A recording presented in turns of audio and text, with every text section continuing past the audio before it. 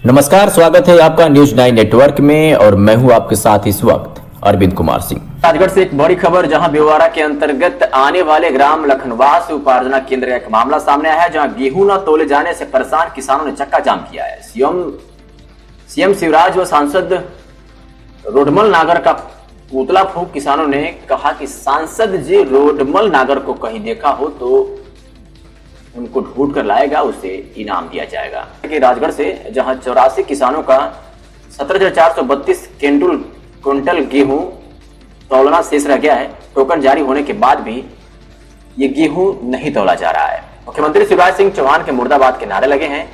Site बंद होने के चलते सुबह से केंद्र पर टोल बंद है। तो बड़ी जहां सीएम शिवराज व सांसद रोडमल नागर का पुतला फूंक किसानों ने विरोध किया है और कहा है कि अगर इन्हें कहीं देखा हो तो उनको ढूंढकर जो लाएगा उसे इनाम दिया जाएगा।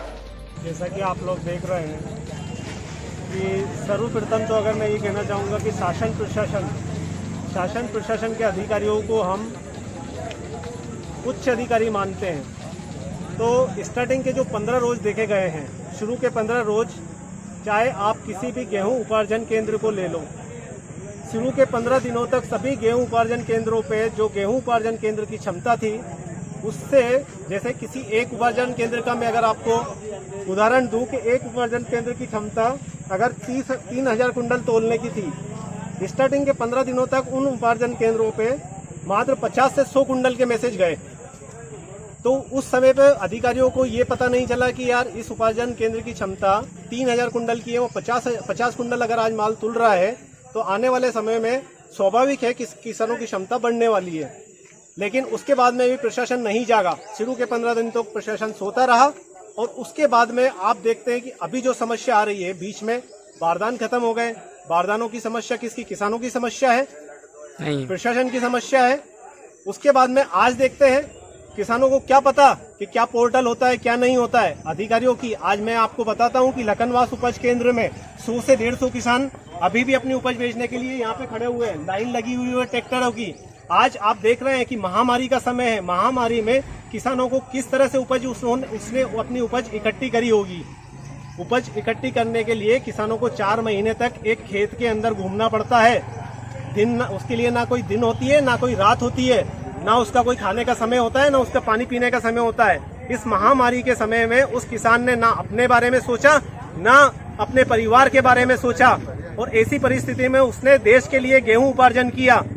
गेहूं के लिए वो अन्नदाता का रोल अदा करता है, लेकिन आज वही अन्नदाता का तिरस्कार किया जा रहा है और उस तिरस्कार में शासन प्रशासन और सरकार भी शामिल है। आज तक शिवराज सिंह चौहान को किसान का नेता कहा जाता था, लेकिन अगर किसानों के साथ में इस तरह की जो दुर्व्यवहार किया जा रहा है, और मैं तो इसको धोखा कहूंगा, अगर इस तरह का धोखा अगर किसानों के साथ किया जा रहा है तो वो शिवराज सरकार, जिसको शिवराज सरकार को किसान सिर के ऊपर लेके चलते थे, उसी शिवराज सरकार को किसान एक